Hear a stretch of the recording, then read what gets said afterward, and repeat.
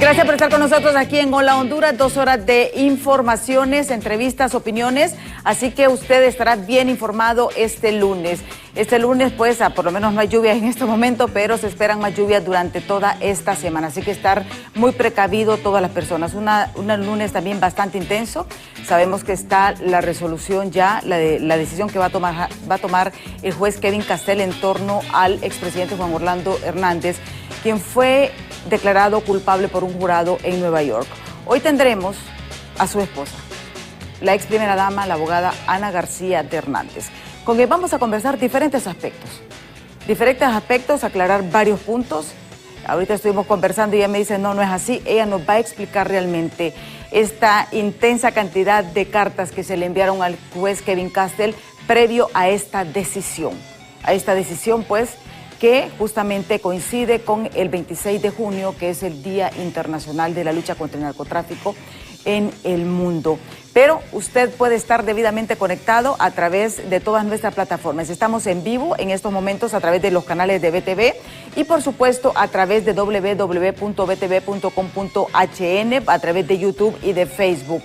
Además puede sintonizarnos en vivo a través de la Acción Radio, la 92.5 FM, Tegucigalpa, San Pedro Sula, 95.9 en La Ceiba y Tela y 95.1 a nivel nacional. Así que usted no tiene ninguna excusa. Si va saliendo de casa, pues puede sintonizarnos a través de todas estas plataformas. A continuación, vamos con Diálogo de Impacto.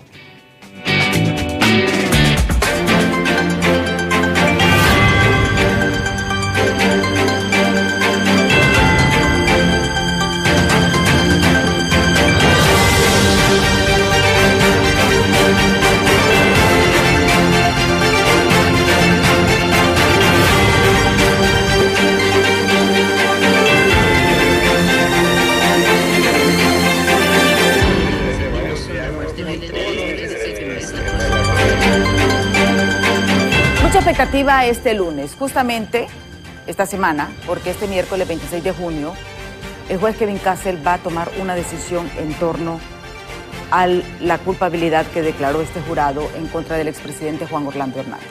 Si recordamos, fue el 15 de febrero del 2022 que Juan Orlando Hernández se entrega a la Policía Nacional. Esa fecha fue histórica para Honduras. El 9 de marzo del 2024 es declarado culpable por 3 cargos por narcotráfico y uso de armas. Esto pues, el 13 de marzo, su esposa, Ana García, lanza su precandidatura por el Partido Nacional. Aquí sorprendió a muchos, vamos a decir. Pues justamente este 26 de junio, este miércoles, el juez Kevin Castel va a dictar la sentencia por estos 3 delitos. Muchos apuestan a que va a pedir cadena perpetua. Va a aplicar cadena perpetua. Pero sin embargo, Ana García asegura que él es inocente.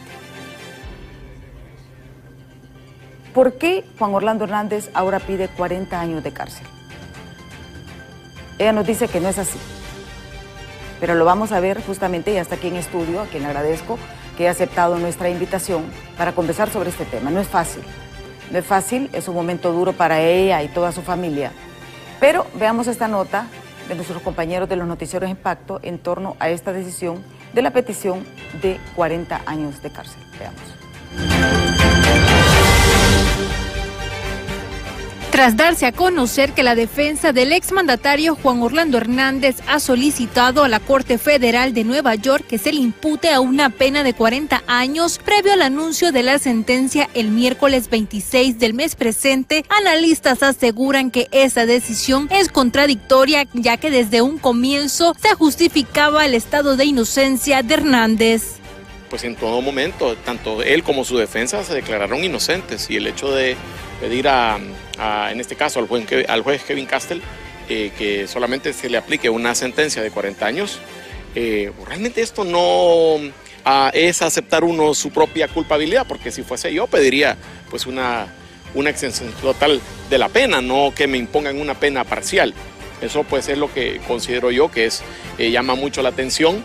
En verdad que el pueblo hondureño vivió este proceso por muchísimos años. Por otro lado, profesionales del derecho aseguran que esta decisión por parte de la defensa legal del expresidente Hernández es apegada a ley, ya que es una acción estratégica para garantizar una reducción carcelaria. El abogado, pues Juan Orlando, sabemos pues que son 3 delitos, ¿verdad?, a lo que se le imputan, lo que es el tráfico de armas y lo que es el narcotráfico. Creo yo que pues el abogado defensor Renato Stabile pues está en todo su, es la defensa en todo su criterio para que no se le castigue con cadenas perpetuas, porque la cadena perpetua pues sería triste para él y para su familia, ya que estaría privado de libertad de por vida en los Estados Unidos. Las bases están puestas y en los próximos días Honduras estará expectante para conocer cuál será la condena para el exmandatario Juan Orlando Hernández por los 3 delitos relacionados con el tráfico de armas y narcotráfico. En cámara de Elvis Zambrano les informó Gabriela Plata. No han sido días fáciles para la familia Hernández. Y es aquí que tenemos a la ex primera dama y abogada Ana García de Hernández. Como ustedes pueden ver, es un tema de que ella ha estado luchando, prácticamente se ha convertido en una vocera. Y ella insiste en que Juan Orlando es inocente, aunque ya un jurado ha dicho que es culpable. Y se está a la espera de esta defensa. Abogada, gracias por estar aquí con nosotros en Diálogo de Impacto. Gracias, Emma, por la invitación. Por tener esta oportunidad de hablar con todo su auditorio y poder referirme al caso de mi esposo Juan Orlando Hernández. Un caso que yo lo he sostenido y lo dije recientemente en una de las cartas que le envié al juez Castel, que yo me puedo parar frente a quien sea en el mundo, aún los principales funcionarios del gobierno de los Estados Unidos, para expresarles con toda contundencia que mi esposo es inocente. Este día 26 de junio no es un día al azar, por lo cual el juez Kevin Castel decidió poner la sentencia. Si usted recuerda, los abogados de la defensa, la abogada Sabrina y el abogado Stabile pidieron por 3 ocasiones que se moviera la fecha. En otros casos, el juez la movió, pero no en la de mi esposo. ¿Por qué? Porque mi esposo se ha convertido en un trofeo para ciertos funcionarios y agentes, también para el mismo juez, que desde el principio mostró tener una clara animadversión en contra de mi esposo, que antes de que Juan Orlando fuera llevado y siquiera acusado, él ya lo había sentenciado y prejuzgado. El juez denotó siempre tener una inclinación hacia la fiscalía, negando todo tipo de peticiones, en su mayoría a lo que la defensa pidió, al igual que dándole ventaja siempre a la fiscalía. ¿Ventaja por qué? Porque, por ejemplo, él mismo estableció una norma que decía que tenía que presentarse la información tanto tiempo antes y no le importó y respetarla, y aún estábamos en el proceso del juicio y la fiscalía seguía presentando información. Nada en relación a Juan Orlando, porque no hubo una prueba, no hubo un audio, no hubo un video, no hubo una fotografía, no hubo un registro financiero, no hubo nada.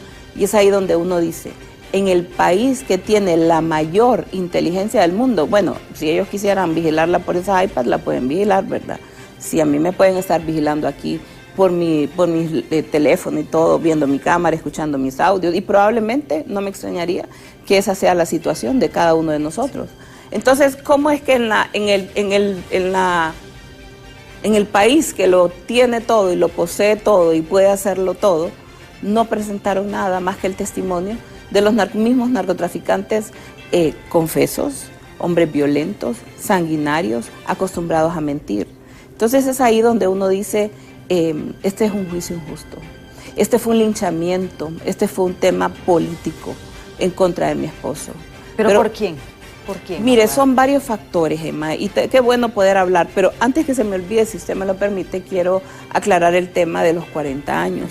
Primero que nada, decirle al pueblo hondureño, Juan Orlando es inocente, ha sido acusado injustamente y ha sido condenado injustamente por un jurado que no tuvo la oportunidad de ver todas las pruebas a favor de mi esposo y que lo único que pudo haber fue el testimonio de hombres violentos. Y cuando digo que no tuvo la oportunidad de ver las pruebas, es porque la Fiscalía, que es la responsable en el proceso de presentar toda la información, no presentó nada de los logros que tuvo el gobierno de Juan Orlando, de todas las cosas que se hicieron en conjunto. Lo buscaron meter como una información clasificada que no fue vista en el juicio ni por los jurados. ¿Y qué era lo clasificado ahí? Reuniones que Juan Orlando había tenido con los más altos presidentes, con los presidentes, con los más altos funcionarios, donde se decidían y se acordaban estrategias para el combate de lucha contra el narcotráfico. Fíjese que hay una reunión que se tuvo en el año 2018 o 2019, donde Juan Orlando fue a la DEA, fue recibido por los altos funcionarios de la DEA. ¿Y sabe cuál era el motivo de la conversación? Ahí está reportado en las noticias oficiales y también en las noticias que se dieron sobre esa reunión, que Juan Orlando le pedía a la DEA establecer trabajo conjunto. ¿Usted cree que alguien involucrado en narcotráfico le iba a decir a esta gente, trabajemos de la mano y ustedes hagan su trabajo en Honduras? Claro que no. O sea, es ridículo, es realmente tonto de parte de quienes hicieron estas acusaciones tan burdas, pensar que algo así. Pero ¿qué hay detrás de eso? ¿Qué hay detrás de eso? Porque es lo que nos preguntamos. Claro. Todos vimos, bueno, Juan Orlando aprobó la extradición, aprobó ciertas cosas y voy a decirlo, para todos ha sido sorpresa. Mire, dice un refrán en el pueblo, nadie labra una estaca para sentarse en ella. O sea, Juan Orlando no es un delincuente. ¿Pero quiénes están detrás de eso? Hay varias razones y si usted me permite se las comparto. Número uno, la aprobación. Quiero irme un poquito hacia atrás y en mi carta yo lo expresé. En el año 2011-2012 hubieron 2 incidentes de la DEA aquí en el país, según lo que he recabado de los expertos entendidos en la materia. El derribo de 2 avionetas, supuestamente, que no fue en el gobierno de Juan Orlando, fue en el gobierno anterior, y luego un incidente violento en una zona de La Mosquitia que se llama Aguas, donde agentes de la DEA asesinaron a hondureños, a civiles hondureños, entre ellos madres y menores. Este incidente, como otro que sucedió en Olancho, quiso pasar como desapercibido. De hecho, la investigación no prosperó. Ahí están documentados, por ejemplo, registros donde funcionarios del gobierno de Estados Unidos venían a Honduras a querer negociar que no se presentaran cargos en contra de los que habían estado involucrados. Y eso está ahí, Emma. Yo no estoy diciendo nada que no esté documentado dentro de la misma información oficial del gobierno de los Estados Unidos. Esta investigación se reabrió más o menos en el 2013-2014, ya coincidiendo con el mandato de mi esposo. Y como resultado de la investigación, el Congreso de los Estados Unidos aplicó ciertas sanciones a la DEA porque le mintieron al pueblo estadounidense cuando se descubre que realmente quienes mataron a estos hondureños fueron los que abrieron fuego, fue los agentes de la DEA. Y eso quedó así. Desafortunadamente no hay un responsable. Estados Unidos no procesó penalmente a estas personas que habían asesinado y aquí en el país tampoco lo hicieron. A pesar de que se sabe que fueron los agentes de la DEA, nadie pagó ningún día de cárcel por haber asesinado a estas personas. Simplemente lo dejaron así. Eso significó para la DEA una pérdida de presupuesto. En ese marco, en ese momento, 2014, 2015, a raíz de esta investigación, cuando Juan Orlando entra al gobierno, su relación más cercana comienza a ser con el Comando Sur. Y usted debe entender que en el gobierno de Estados Unidos hay agencias que trabajan separadamente, muchas veces compitiéndose unas con otras. Por eso es que él dice que hay una descoordinación de las instituciones. Hay una descoordinación. Yo recuerdo, lo dije en un video que lo saqué recientemente, que antes de que Juan Orlando tomara posesión, esto fue más o menos en diciembre, casi entre diciembre y enero del 2013-2014, no había tomado posesión Juan Orlando todavía y nosotros hicimos un viaje a Miami y en ese viaje recuerdo que un día me dice vamos a ir a cenar a la casa de unos amigos y fuimos a la casa de ellos y ahí estaba otras personas, yo en ese momento no los conocía, luego supe que era el general Kelly y que era el que luego sería el embajador James Nealon. y se sentaron ahí. Juan Orlando no había tomado todavía posesión. Y se sentaron y lo que discutieron, que Juan Orlando les pidió, es que le ayudaran al país a superar la difícil situación de violencia que vivíamos. O sea, él le fue a pedir al jefe del Comando Sur, que es, digamos, el más alto o sea que grupo militar. Toda se reunió con Kelly y con Nilon, que era el que iba a ser embajador aquí en Honduras. Sí, todavía él no era embajador, en ese tiempo estaba Lisa Kubisky, pero ese año lo designaron embajador. Entonces, aquí, ¿qué es lo que le quiero decir? Que Juan Orlando va y le pide a Kelly, y le pide, en el marco de esa relación con el Comando Sur, que pueda apoyarse al país para construir un escudo marítimo, porque había ya y entro aquí a una de las posibles causas que nos han informado a nosotros, que fue cuando el país aprueba la ley de soberanía de los espacios aéreos. Una ley que le permite a las Fuerzas Armadas de Honduras derribar aviones civiles que sean sospechosos de tener operaciones ilícitas. Y es ahí donde la DEA y donde algunas agencias del gobierno de Estados Unidos no quieren que esa ley se apruebe. Y está escrito también en algunos informes del mismo Congreso, donde dicen el gobierno de Estados Unidos se opone a esta ley. ¿Por qué se oponían? Porque aducían algunos que dentro de estas avionetas podían venir algunos agentes de la DEA que venían en estos vuelos. Entonces, la decisión que tomó Juan Orlando ese año, y todo eso va a salir porque hay mucha información que va a comenzar a salir, es que ya después, cuando él toma posesión, más o menos en el mes de febrero, ya siendo presidente, lo visita en nuestra casa la embajadora, junto con un alto funcionario de la DEA. La embajadora Lisa Kubisky. Sí. Y le dice que no pueden poner a funcionar esa ley. Ya la ley estaba aprobada y Juan Orlando ya creo que la había sancionado o estaba a punto de sancionarla e implementarla. Y las personas que lo visitan le dicen que no puede poner, porque ponen en riesgo todas sus operaciones. Acuérdese que en lo que le dije antes, la DEA estaba en un momento de investigación, en un momento en que le habían recortado presupuesto, pero al mismo tiempo estaba, como quien dice, mal. Pero al mismo tiempo viene Juan Orlando y se para al frente a combatir. Una de sus principales promesas de campaña fue devolver la seguridad al pueblo hondureño, y él toma la iniciativa. Y eso tampoco le gustó a los agentes de la DEA. ¿Por qué? Porque ellos tenían sus formas de operar en el país. Y yo leía un artículo que salió publicado ayer y decía, para la DEA Honduras es un solar baldío. Ellos venían aquí y hacían lo que querían, simplemente traían agentes provocadores. Hay un caso que está documentado donde, por ejemplo, los agentes de la DEA que persiguieron el caso, que documentaron el caso contra mi esposo, trajeron unos mexicanos narcotraficantes a los que la DEA les pagó más de $600,000 para poder hacer cierto tipo de operaciones que en Honduras son ilegales y que ellos las hacían simplemente porque no hay respeto.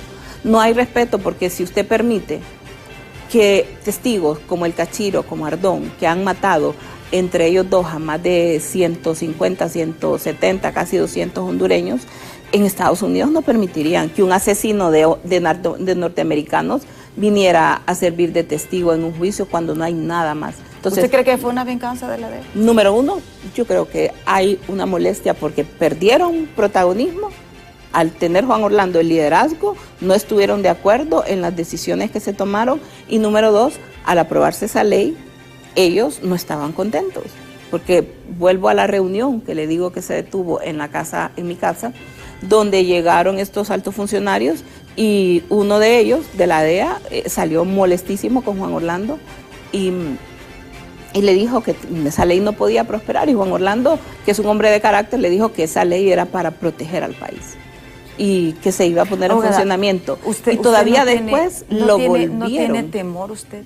¿Siente temor de su vida? Porque estamos hablando de cuestiones que son prácticamente cuestiones de seguridad nacional. ¿Tiene temor usted? Pues hemos tenido amenazas, no una, sino que varias veces. Nos han documentado esas amenazas, nos las han informado de parte de las autoridades. Yo las he también informado al CONADE en su momento. Y claro que uno, ¿qué le puedo decir? El temor he aprendido que no me va a paralizar en la vida. No puedo paralizarme. Tengo que seguir adelante. Me pongo en manos de Dios cada día y le pido su dirección, su sabiduría, su protección, pero nos toca actuar también, porque si yo no digo la verdad, ¿quién la va a decir? ¿Quién la va a decir? O sea, para mí es increíble que, y doy gracias a Dios ahora que empiezo, no desde hoy, sino que desde hace ya mucho tiempo, que siento cuántos hondureños han abierto los ojos y se han dado cuenta de la injusticia que se cometió. Primero contra mi esposo, segundo contra Honduras, porque se llevaron de encuentro la institucionalidad de este país. Simplemente porque, como lo dijo esta persona en este artículo, nos ven como un solar baldío. No importa lo que pase en Honduras, siempre y cuando la droga siga llegando a Norteamérica. Eso pareciera ser el mensaje que nos están mandando. Luego hay otro tema que obviamente causó mucha incomodidad y que también me lo han expresado los expertos, y fue la construcción de la terminal civil en Palmerola. O sea, eso le iba a preguntar, porque he escuchado muchas versiones en el sentido de que uno de los malestares de las fuerzas de seguridad de Estados Unidos es porque se construyó. Él pidió permiso, autorización, porque hay una base militar cerca. Mire, cuando se decide hacer este proyecto, recordemos que Toncontín era el segundo aeropuerto más peligroso del mundo. Y entonces era parte también de, digamos, de impedir el desarrollo en el tema de movilización aérea de la zona central del país, especialmente. ¿Cuántas familias usted y yo conocemos o cuántas personas conocemos que viviendo en Olancho, en Choluteca, preferían irse hasta San Pedro Sula a tomar un avión que aterrizar o despegar de Toncontín? Primero por los altos precios y segundo por el tema de la inseguridad. Entonces se toma la decisión como una parte, como una política de Estado para que se pueda construir Palmerola como un aeropuerto civil. Siempre Juan Orlando estuvo en contacto con los miembros del Departamento de Defensa de los Estados Unidos a través de los generales y vicesecretarios de Defensa de Honduras para poder hacer una coordinación estrecha. Y se les dijo que no había ningún problema, que la base Sotocano, que es realmente de Honduras, donde se hospeda la Fuerza de Tarea Bravo, seguiría funcionando como había estado funcionando. Incluso se dieron planos y planes para poder ¿En ningún momento establecer hubo alguna comunicación que dijera que no, que la base tenía que salir? No, la base siempre que estaba no ahí. Debía construirse el aeropuerto, porque pues, estaba muy cerca, había mucha cercanía con la base. Pues fíjese que no, pero de repente alguien no lo recibió el mensaje, no lo dio correcto, no lo sé, si fue que nuestros diplomáticos no lo supieron transmitir, pero en todo caso eso era bueno para Honduras.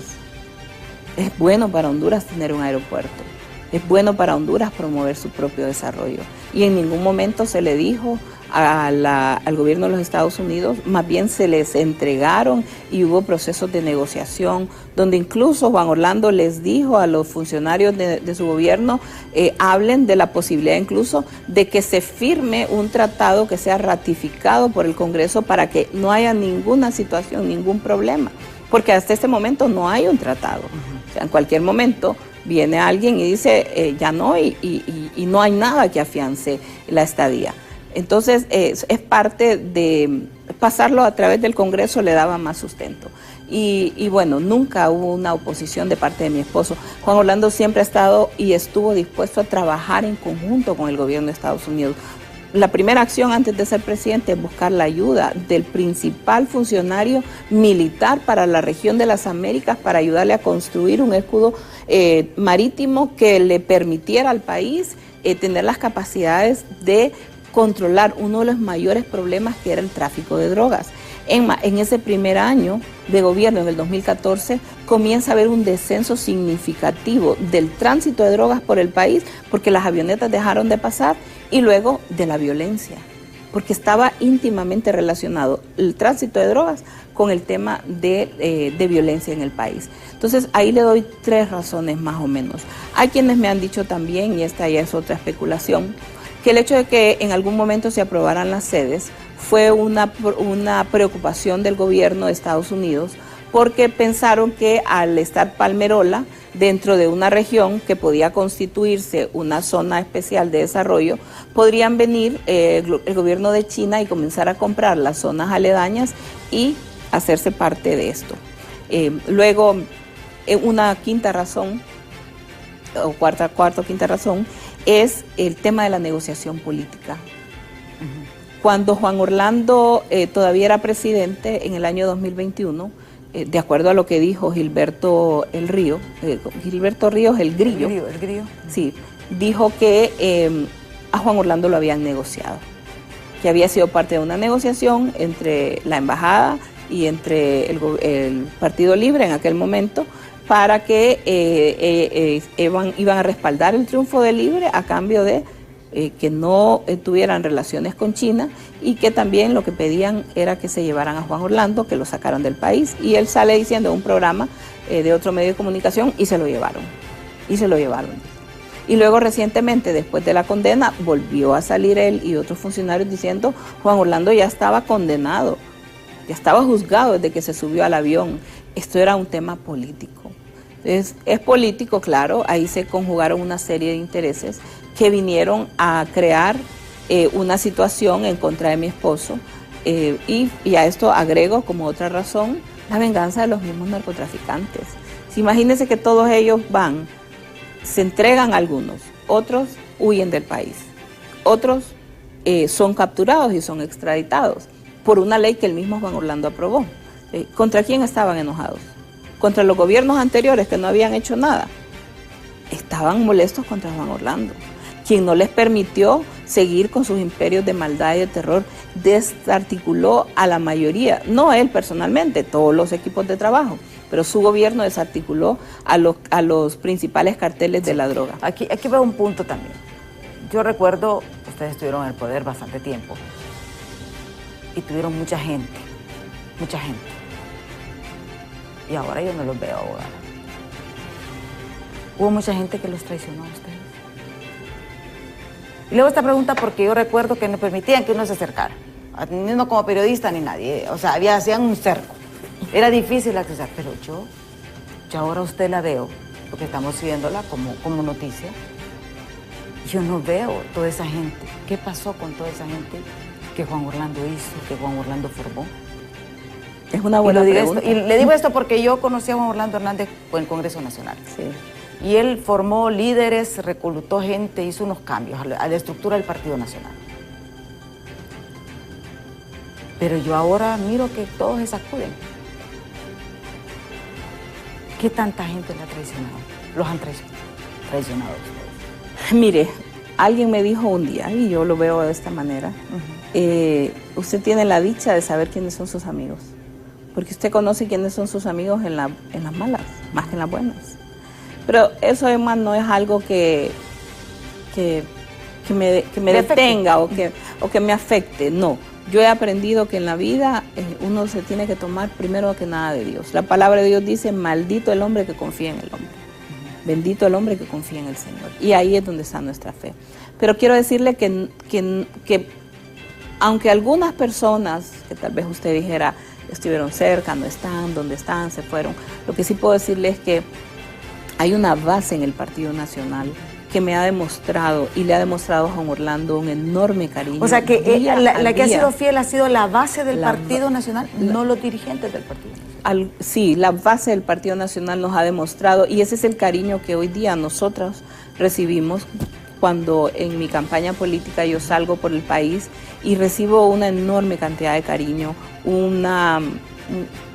o sea, es para mí increíble, y yo le doy gracias a todos los nacionalistas por esas muestras de cariño que nos transmiten a mí y a mi familia, y que nos compromete a seguir adelante, a no quedarnos simplemente de brazos cruzados, sino que a actuar en beneficio del país, a actuar en beneficio, porque cuando yo digo se cometió una injusticia, no solo es contra Juan Orlando, es contra Honduras, y se lo dije hace un momento, se destruyó la imagen del país, se afectó la institucionalidad de nuestro país, y eso no es justo. Me vuelvo y repito esa frase, me quedó marcada, nos ven como un solar baldío, y no es justo, somos seres humanos. Sí. Ahora bien, ¿por qué Ana García de Hernández toma la decisión, una vez de que se da la sentencia, la resolución del jurado, ser candidata presidencial? ¿Por qué? Pero eso lo vamos a ver después de pausa. También tengo lleno de mensajes, vamos a tratar de leerlos. todos, si nos da chance, vamos a ir alternando, porque es bueno también escuchar sus opiniones. Así que no nos cambie, que ya volvemos.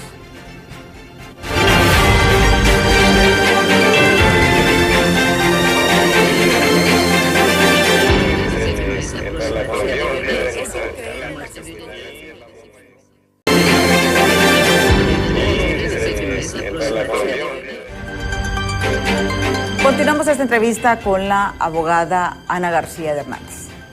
Ella ha hecho muchas referencias en este primer segmento, pues ha dicho de que había cierta inconformidad por parte de la DEA en contra del expresidente Juan Orlando Hernández por ciertas determinaciones. Además, la ley de espacios aéreos también fue otra supuesta inconformidad, y también la construcción del aeropuerto de Palmerola. Son 3 puntos realmente los que ella ha planteado. Además, ha sostenido de que va a continuar con su lucha por sostener de que Juan Orlando, a su criterio, es inocente. Y esto, pues, y varios aspectos. Nos ha dicho también de que todas aquellas personas que ya no están o que le dieron espalda, pues, no le afecta, porque le ha demostrado en este corto tiempo quiénes realmente son sus verdaderos amigos. Y son cosas que suceden. También tenemos varios mensajes. Los vamos a leer porque tenemos muchas preguntas realmente que continuar. Dice, José será condenado a una cadena perpetua más 40 años más, nos dice este televidente. A nosotros no nos tiene que convencer de la inocencia de su esposo y que se vaya y si lo diga allá donde los gringos. De Dios nadie se burla y le aconsejo que no se meta política y viva su vida tranquila y recuerde que todo lo malo en la vida se paga, dice este televidente. Dice, o sea que ustedes siguieron haciendo tratos con los asesinos, qué sinvergüenza, dice este otro mensaje. Dice, pregunte a Ana García si Juan no sabía que su hermano Tony era narco, nos dice este otro televidente. Dice, Marcovia está con la abogada Ana García y creemos en la inocencia de Juan Orlando Hernández Cristino Álvarez. Saludos desde Marcovia, Choluteca, abogada y próxima presidente de Honduras, Ana García de Hernández, dice Solina Pereira. Elizabeth Sorto dice, buen día, full apoyo a doña Ana, el Lorín. Él es el que guarda la vida de Job. Dice Juan Orlando Hernández, 3 cadenas, es lo que dice este otro televidente. Si Job es inocente, ¿por qué han viviendo Eval Díaz, Lisandro Cardona, etcétera? Dice nuestro otro televidente. Job no combatió el narcotráfico, lo que hizo que se quitó la competencia, dice otro televidente. Son algunas de los mensajes que tenemos. Ahora bien, uno de los puntos es que dentro de las cartas que Juan Orlando, usted y el defensor Renato Estabile envió al juez Castel, hablan de que piden una pena de 40 años. Explíquenos esto, porque usted dice que no es así. No es así, no es así. Y quiero explicarle al pueblo hondureño. Número 1, mi esposo es inocente, fue condenado injustamente y hoy enfrenta una pena que deberá ser determinada por el juez Castel. ¿Qué sucede? Él, lo primero con lo que comienza su carta es con esa aseveración. Soy inocente y estoy siendo condenado injustamente. Entonces, por requerimiento, el abogado tuvo que poner cuáles son la condena mínima, pero no es que Juan Orlando está pidiendo. Y él lo dijo muy claro y fue una instrucción que le dio a sus abogados. No vayan a pedir clemencia porque yo no soy culpable. Al final de la carta, donde termina el abogado Estabile, dice, Juan Orlando va a seguir todos los procesos legales para poder limpiar su nombre de estas acusaciones y que pueda tener un juicio constitucionalmente justo. ¿Por qué? Porque no lo tuvo, no tuvo un juicio justo. ¿Cómo va a ser justo el hecho de que el juez no permitiera que se presentaran testigos de parte de la defensa, que iban a hablar del entorno real de Honduras?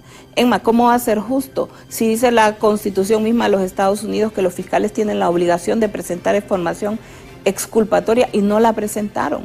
De muchas de las reuniones, de muchas de las acciones, de muchas de las operaciones que se hicieron para combatir la criminalidad organizada en el país, no presentaron nada. Y de eso tienen videos, de eso tienen audios, de eso tienen registros, fotografías, informes, tienen todo. Lo único que la DEA, que fue la agencia investigadora, junto con los fiscales presentaron, fueron los testimonios de los mismos narcotraficantes. Esos narcotraficantes que probablemente van a salir en pocos días de la prisión. Ahí los vamos a ver tomando cerveza en Miami probablemente, como ya vimos fotografías de algunos. Entonces, ¿qué justicia es esa? Eso fue injusticia por un tema político, por una manipulación política, por una conspiración donde negociaron a mi esposo diferentes sectores. Yo recuerdo, y ahí está, cuando hay uno de los actuales candidatos en el escenario político de nuestro país que se ufanaba a decir que él había ido a hablar en contra de Juan Orlando. Es cierto, los enemigos políticos nuestros se fueron allá a hablar en contra de él. Y acuérdese, este es un tema político, hay izquierdas, hay derechas y hay de todo, pero en este caso se unieron muchos de ellos para venirse en contra de un aliado especial, de un hombre que había sido leal, que había trabajado por el bienestar de nuestro país. Y los hondureños lo saben, hoy Honduras lo sabe.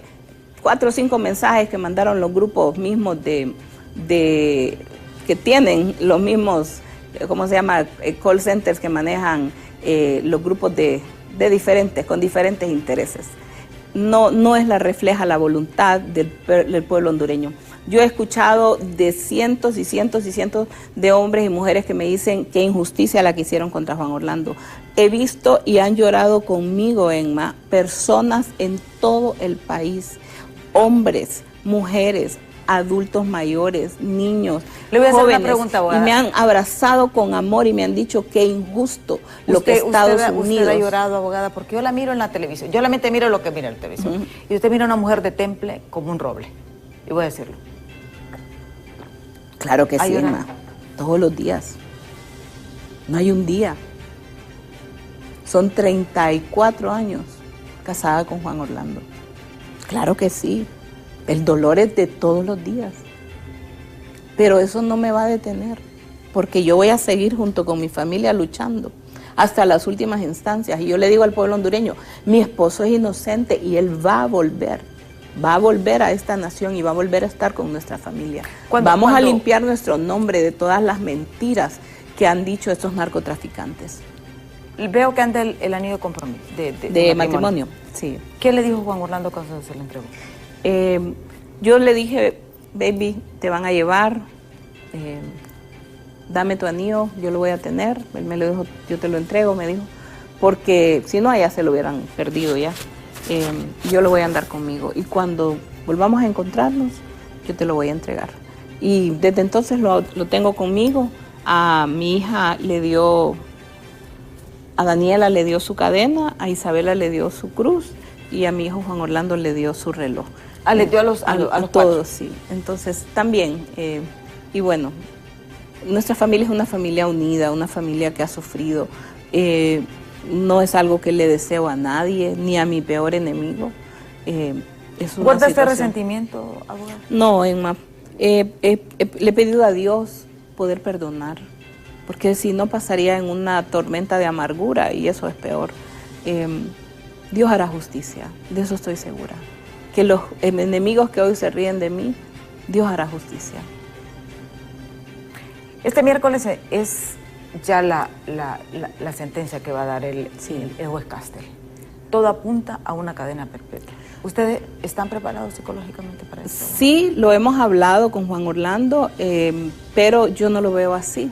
Yo lo veo como que es una puerta que se nos abre para dejar atrás al juez Castel y toda su injusticia y poder entrar en un proceso que es el que viene, y eso quiero hacerlo muy claramente. O sea, ustedes van a nosotros vamos con toda una apelación, ¿verdad? No sé cómo en la son varios los recursos, pero sí, uno de ellos es la apelación y otros recursos más que yo sé que nos van a llevar a una instancia judicial donde podamos ver una verdadera justicia, donde pueda analizarse. ¿Piensa usted darle vuelta a ese fallo de Castel? En el nombre de Jesús así va a ser. Con los abogados, hemos hablado ya con el abogado Estabile, él está muy convencido de la injusticia, él mismo se asombra y hemos hablado con él muchas veces cómo es que el juez lo nombra a Estabile. Él es un gran abogado de renombre, un hombre dedicadísimo para trabajar, muy competente, y él le pidió creo que 3 o 4 veces, deme más tiempo, deme más tiempo. Emma, la cantidad de información que presentó la Fiscalía que no tenía nada que ver con Juan Orlando, pero que tenían que revisarla toda. Por ejemplo, y ahí me gustaría, si lo podemos ver, el ejemplo que puso el abogado ahorita en la carta que presentó, porque él ahí trató de poner muchas de las cosas que el juez no permitió que se pudieran ver. Usted uno de los puntos que está señalando es el hecho de que Jo, la fotografía, saca una fotografía donde dice que Jo no es Juan Orlando Hernández. En las libretas, en las narcolibretas. Sí, correcto. Ahí hay una explicación, yo les mandé, esa es la carta del abogado, y ahí el abogado expresa, por ejemplo, y lo puedo comentar rápidamente, expresa, por ejemplo, que en el juicio se introdujeron 9 libretas que fueron llevadas por un agente de la Dirección de Lucha contra el Narcotráfico, que se llamó en el juicio Miguel Reynoso. Ese no es su verdadero nombre, es uno de los 2 agentes que estuvo cuando se hizo la detención de Magdaleno Mesa. Entonces, esas 9 libretas eran parte de la evidencia que se entregó allá a la Fiscalía y que estaba en el descubrimiento, es decir, toda la información que se le entregó a la defensa. Cuando el abogado Renato Stabile empieza a revisar toda la documentación y de las 9 libretas, solamente 2 permitió el juez que se introdujeran y no permitió que se introdujeran 7 libretas más donde aparecían datos que eran muy importantes. Por ejemplo, el dato de lo que está contenido aquí en esa fotografía que estamos viendo y que explica quién era la Jo. En una de las libretas decía hecha de la Jo. Cuando el abogado le preguntó, en este caso a Miguel Reynoso, que podían haber cientos de nombres masculinos a los que la Jo podía referirse y cientos de nombres femeninos a los que Jo podía referirse, ¿verdad? Y el señor Reynoso, el detective Reynoso dijo sí habían muchos nombres. Entonces ahí es donde si usted se fija, la anotación decía hecha de la Jo. O sea, la Jo es mujer, no es hombre. Y cuando vemos cuando el abogado ve en ese informe que se presentó dentro de las evidencias, pero que la Fiscalía no permitió que los jurados vieran, ahí se explica quién era la Jo. ¿Por qué? Porque ahí en esa captura que vimos antes dice que había una empresa, o sea, en ese informe, cuenta el abogado Renato Stabile, que en ese informe que la Fiscalía no permitió que se introdujera al proceso y que vieran los jurados, se expresaba que había un reporte del 18 de octubre del 2018 sobre las libretas que se habían decomisado y que el gobierno de Estados Unidos había presentado en el descubrimiento, pero que el gobierno no quería que el jurado viera que ese informe era un análisis de los nombres y las entidades o referenciados en los libros de contabilidad, en las libretas. En particular, en uno de los libros de contabilidad, el gobierno se opuso a que el jurado viera que contenía una referencia a una entidad llamada PS Tecnología. Cuando se ve quién es PS Tecnología, se ve que es una sociedad hondureña que estaba siendo investigada por las autoridades y que tenía dentro de su entorno a las siguientes personas: a Antonio Hernández Sarmiento, Tony Hernández, Modesto Antonio Orellana Hernández, Tony Hernández, y Cristina Janet Orellana Hernández. Si usted toma la J de Janet, la O de Orellana y la H de Hernández, tiene la Jo. Entonces, ¿cuál es el resumen? No cabe duda que la referencia a la Jo era la referencia a una Jo femenina. En ningún momento tenía nada que ver con mi esposo, simplemente habían hecho una anotación con esas mismas iniciales, pero aquí entre esas libretas y este informe que el juez no permitió porque los fiscales impidieron, se podía comprobar que no tenía ninguna relación con nuestra familia lo que estaba en esas libretas. Y si me voy un poquito más allá, de hecho este informe es anterior a la captura de Tony. Es decir, no había nada y Tony no tenía ninguna investigación aquí en el Ministerio Público por el tema de narcotráfico previo a lo que se dio allá en su captura en Miami. Entonces, ahí se explica quién era la Jo. Y parte de eso es al final no decir las cosas como son también es mentir, ocultar información también es mentir, y eso fue lo que hizo la Fiscalía. Ocultar información, no presentar toda la información exculpatoria. El juez lo permitió, que no se presentara esta información, y por lo tanto el jurado no tuvo un panorama completo de la realidad, de quién es Juan Orlando, por eso de lo que había van a hecho. esperar esta sentencia y van a seguir con los procesos de acuerdo a para tener un juicio constitucionalmente justo, donde se va a aportar toda la información que ya está aquí y que lo van a ver personas que son profesionales del derecho. No es el jurado, que son personas escogidas al azar y algunas veces, según dicen, hasta manipulables, que no estaban interesadas. ¿Usted cada cuánto habla con el expresidente Orlando? Hablo casi todos los días, ¿Tienen algún límite de tiempo? Tenemos límites de tiempo, sí. Una llamada, lo más que podemos extenderla son 15 minutos, y tenemos que ser cuidadosos con la administración de esos minutos para que nos quede tiempo siempre para hablar todos los días. Pero sí logramos hablar. ¿El estado de ánimo de él qué le ha dicho? Él es un hombre fuerte, gracias a Dios, está bastante mejor de su lesión en la pierna. Va a tener que ir con una bota el día que vaya a la corte. Alguien decía, lo van a llevar con uniforme, está demacrado, porque usted sabe que la gente inventa y le gusta hacer una novela de todo. Obviamente él está más pálido porque no recibe sol, donde él está no recibe sol, pero de ahí por lo demás ¿cuál es la rutina él se mantiene. De él en la cárcel, abogada? Mire, él trabaja mucho en el caso, investigando, revisando información. Se ha dicho mucho de que él incluso estaría llevando su propia defensa, la estrategia.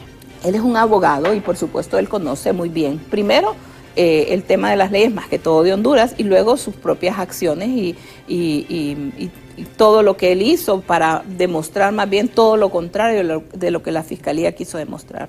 ¿Cuál es la rutina de él en la cárcel en este momento? Bueno, se levantan temprano, él tiene tiempo de oración, de lectura, también de trabajo, todas las mañanas tienen un tiempo de trabajo donde pueden ir revisando alguna información adicional para estar preparado para esta parte que es la parte de la apelación. Y bueno, y luego en el lugar donde está, dedicarse a mantener su mente ocupada y poder estar. A él le gusta mucho que yo le mande la información y todos los días se la mando. Tenemos comunicación también a través de correo electrónico y le mando todos los días las noticias para que él esté enterado del acontecer del país, de lo que está pasando en el país. ¿Podemos decir que él está informado de todo lo que se dice aquí en Honduras? Sí, sí. Sí, porque siempre le mando un resumen. Él está preocupado por la situación en el país. Hace unos días circuló un audio, no sé si usted lo escuchó, y muchos me preguntaban, ¿es verdadero el audio? Sí, sí es cierto. El audio se dio en el marco de una reunión que teníamos en mi casa, donde había un grupo de correligionarios que estábamos ¿No lo autorizó concertando. usted ese audio salir? No, ese audio fue alguien que se emocionó en escucharlo y lo grabó la conversación, porque yo nunca he filtrado ningún audio de él. ¿No afectará esto en el proceso? No creo. Hicimos las consultas, pero no fue algo que estaba ni en mis manos ni en la de él. O sea, él puede, de hecho,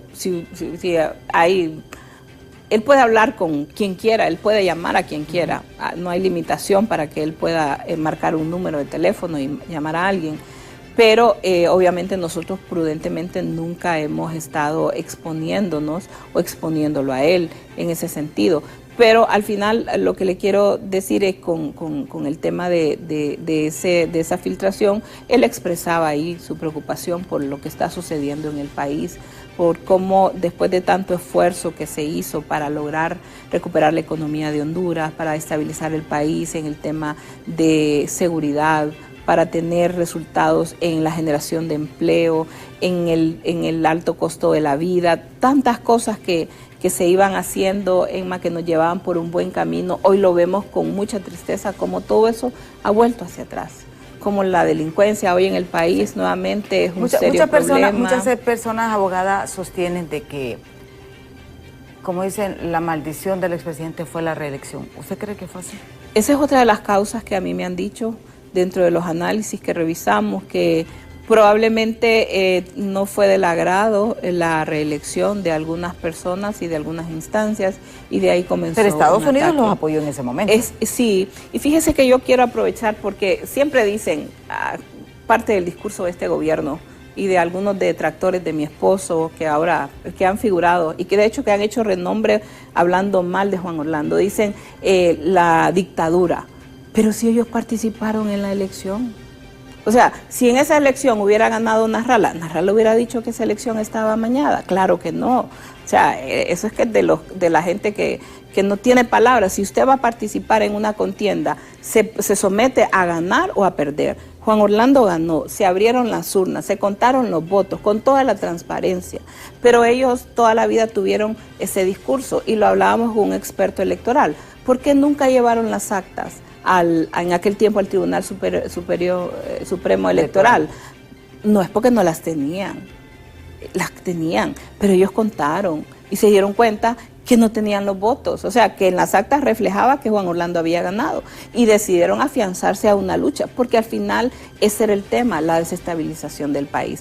Desafortunadamente lograron fraccionar la voluntad del país en el sentido de que nos vimos enfrentados, usted se acuerda, aquellos hechos violentos, fue muy duro y el país se polarizó y hoy muchos de esos que precisamente esas personas que decidieron escuchar esos discursos de violencia, de odio y que empujados por ese sentimiento fueron a votar en el 2021, hoy son los primeros que dicen estamos arrepentidos de todo lo que esto nos ha llevado en el país. Y no hay persona que no me diga a mí, y creo que hasta hay encuestas que las han hecho las mismas gente del gobierno que dice que la percepción de la gente es que estaba mejor en el gobierno de Juan Orlando que hoy en este gobierno. Sí, el tiempo se han agotado, abogada, solamente un mensaje final.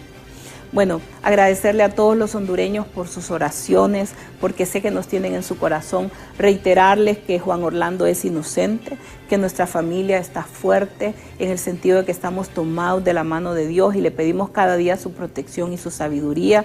No son momentos fáciles, Emma me lo preguntaba hace un momento, y yo le digo que todos los días hay lágrimas en mis ojos, pero he aprendido que lloro en el silencio frente a Dios, pero en el día y en los momentos que me toca ser fuerte, lo voy a hacer fuerte, porque tengo una familia por la que voy a dar el ejemplo y hay un pueblo hondureño que nos está viendo y sabe que con la misma determinación que hemos luchado por nuestra familia, vamos a luchar por cada uno de ustedes, a cada uno de los que hoy nos siguen en nuestra candidatura para lograr recuperar a nuestra nación, salvarla de toda esta injusticia y de todas las situaciones difíciles. Nuestra familia estará firme en manos de Dios y aunque el miércoles será un día duro, difícil, pero no es el final, es al contrario, el principio de un proceso de justicia constitucionalmente justo, un juicio donde vamos a demostrar la inocencia de Juan Orlando y lo vamos a traer a casa. Bueno, muchísimas gracias a la abogada Ana García por haber compartido con nosotros aquí en Diálogo de Impacto. Ustedes televidentes ya están y con toda la información del momento y yo, si Dios quiere, les espero mañana en punto de las 7 de la mañana aquí en BTV. Así que hasta mañana.